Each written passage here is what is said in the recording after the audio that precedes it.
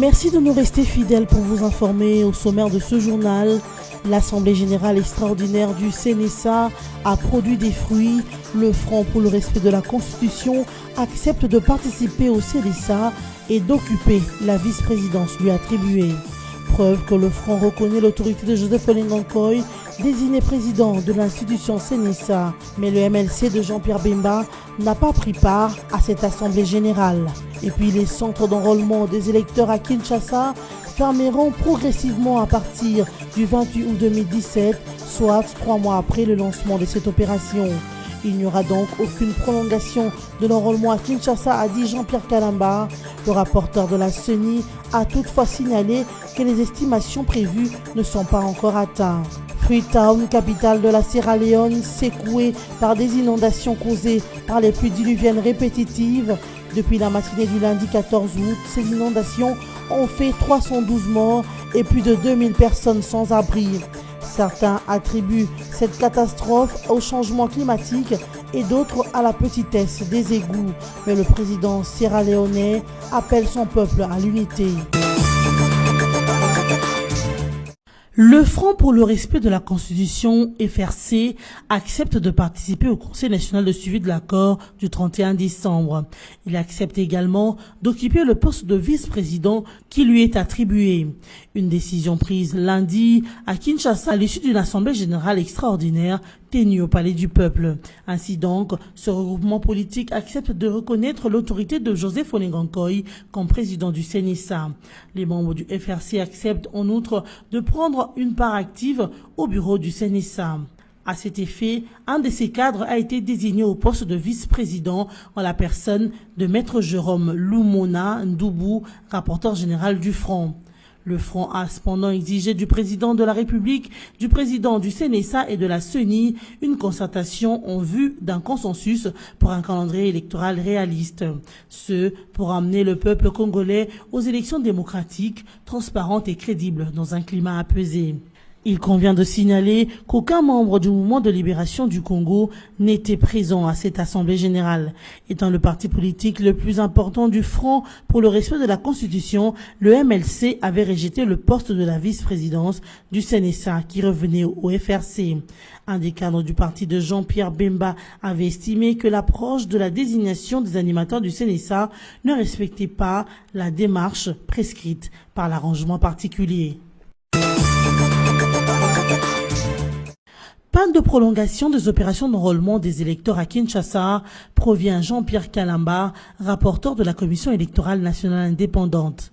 Dans une interview lui accordée par la radio Okapi lundi 14 août, à Kinshasa, Jean-Pierre Kalamba a laissé entendre aussi que la CENI n'a pas encore atteint les estimations qu'elle a prévues dans l'opération d'enrôlement à Kinshasa.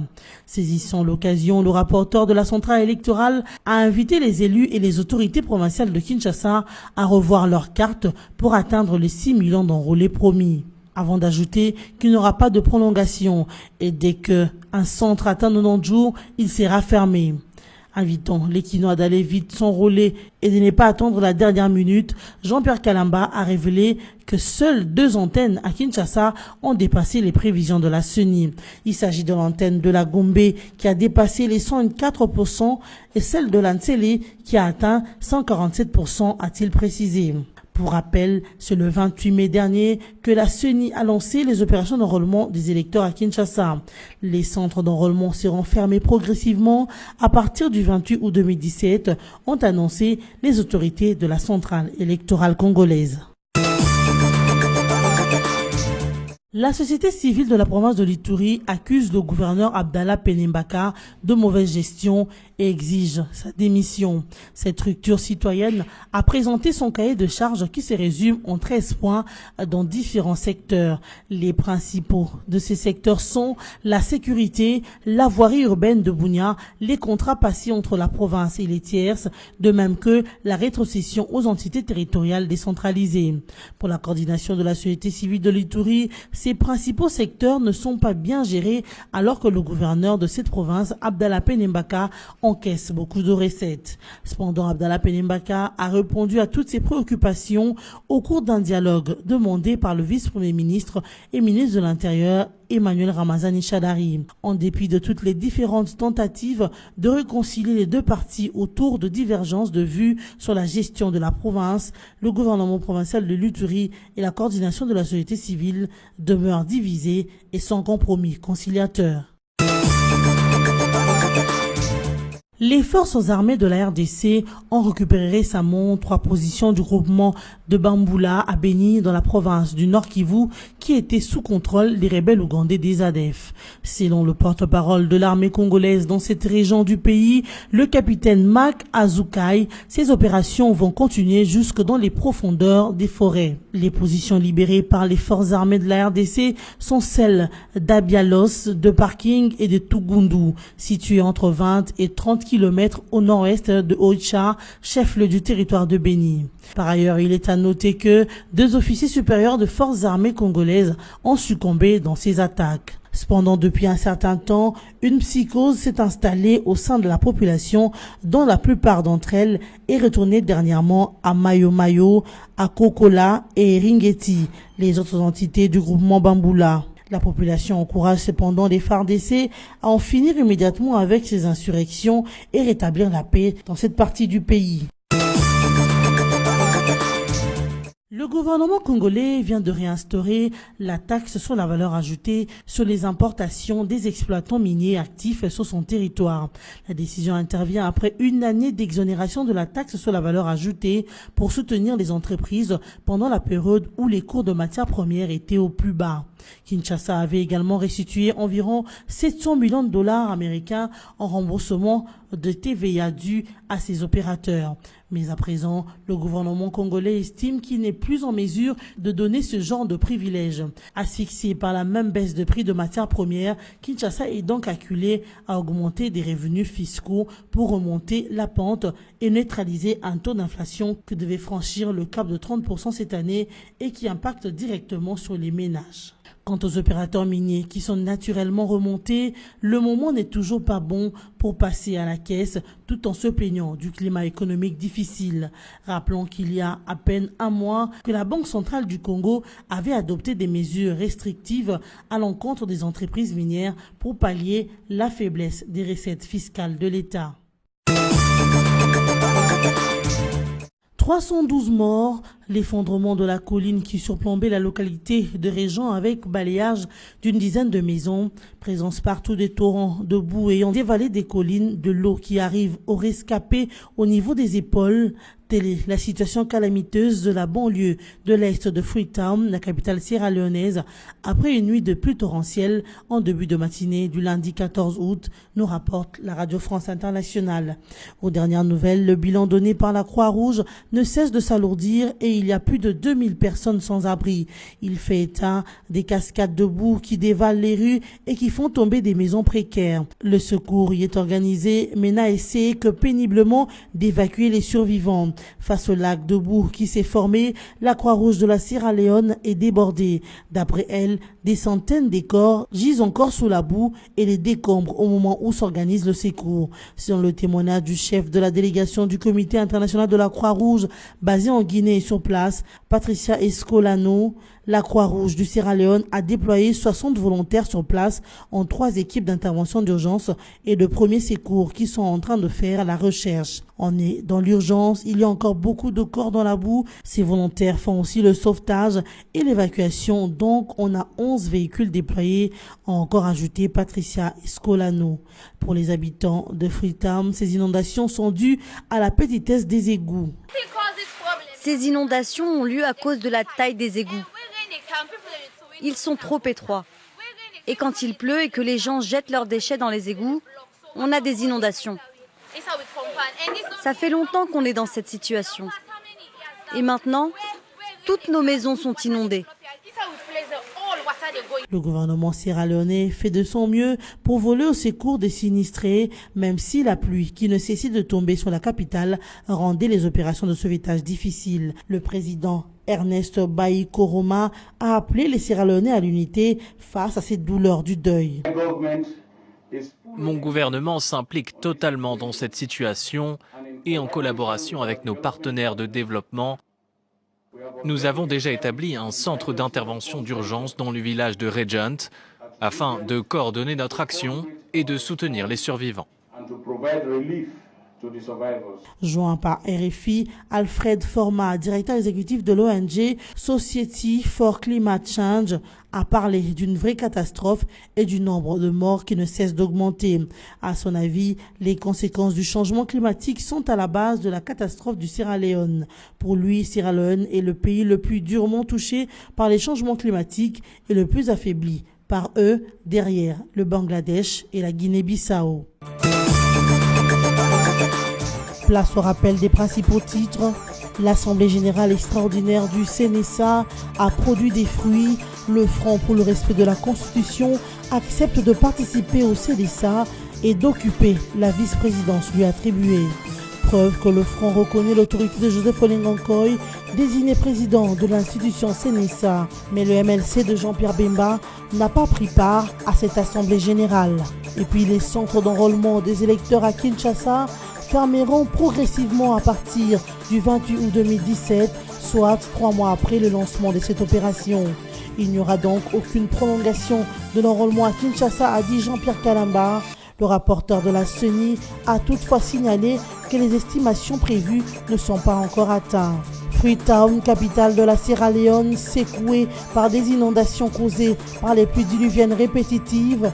Depuis la matinée du lundi 14 août, ces inondations ont fait 312 morts et plus de 2000 personnes sans abri.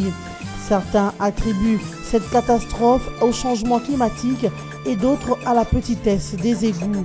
Mais le président sierra-léonais appelle son peuple à l'unité. Merci de nous avoir suivis. Ce journal est terminé.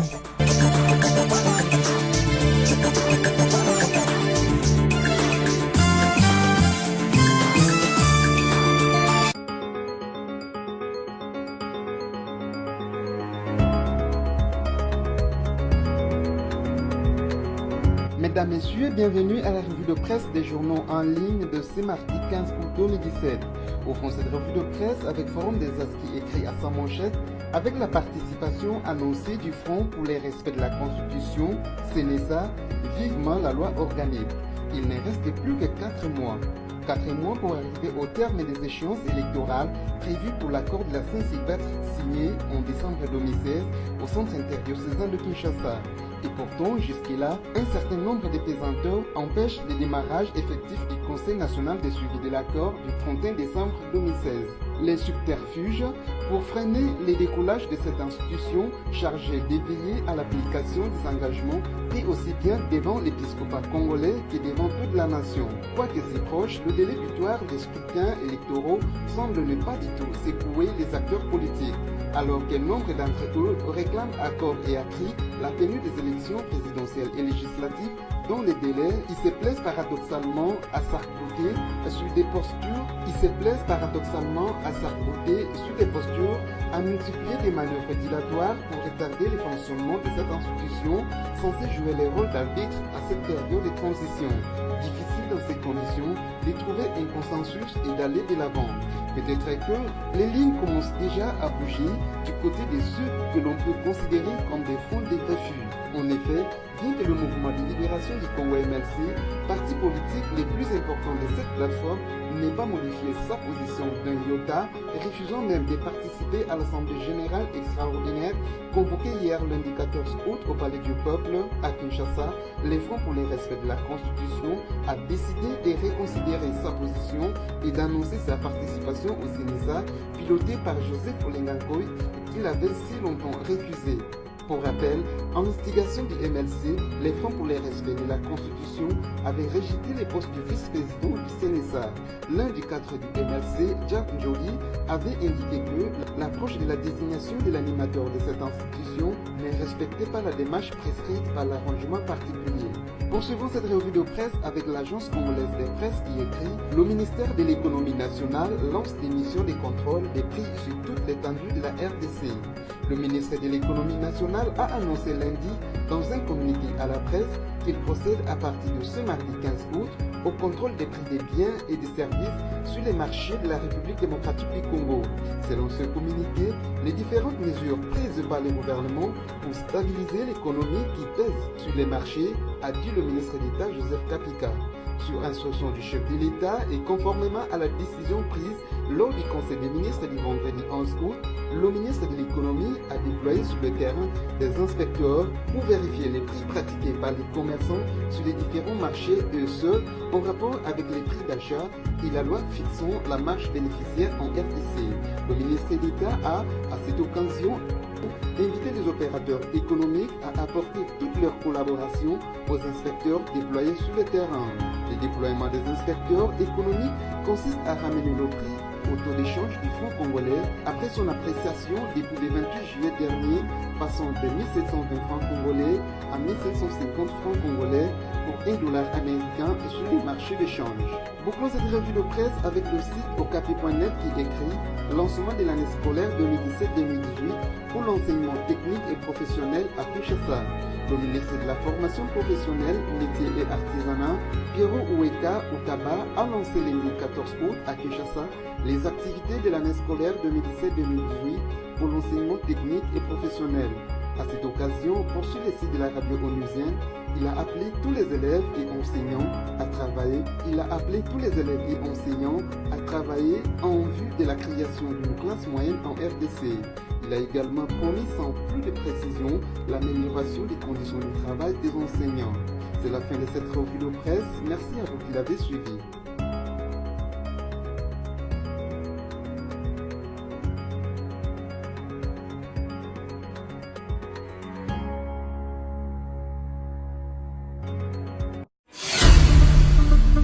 Congo Panorama, votre magazine d'actualité est de nouveau dans vos bacs, dans sa 24e édition, toujours aussi riche que diversifiée. Découvrez nos rubriques telles que la coopération et la diplomatie avec Joseph Kabila et Al-Sisi qui renforcent l'axe Kinshasa-Le Caire.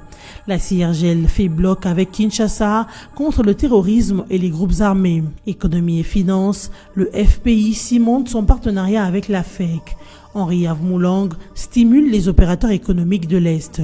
Société, premières opérations à cœur ouvert réussies à Kinshasa. Sonas, Carole Aguito loue les efforts du personnel féminin. Congo Panorama, c'est surtout la une. Kabila pacifie le Kasaï. Votre magazine revient sur toute la tournée du chef de l'État dans le Kasaï pour la consolidation de la paix et le reconfort des populations éplorées. Découvrez également notre dossier élections. Élections, c'est parti.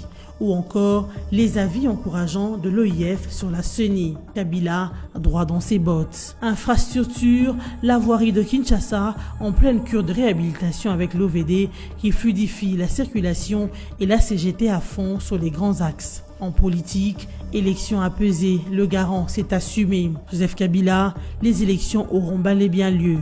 Enfin, l'éditorial de Congo Panorama 24 avec Yvo Ramazani. Il a palpé. L'éditorialiste revisite le parcours pacificateur du président de la République et constate qu'à chaque menace contre la paix, il s'est toujours rendu à la rencontre des populations pour écouter et apporter des solutions. Et la situation au Kasaï n'a pas fait exception. Congo Panorama, s'investir pour un Congo émergent. Congo Panorama, toute l'actualité à votre portée.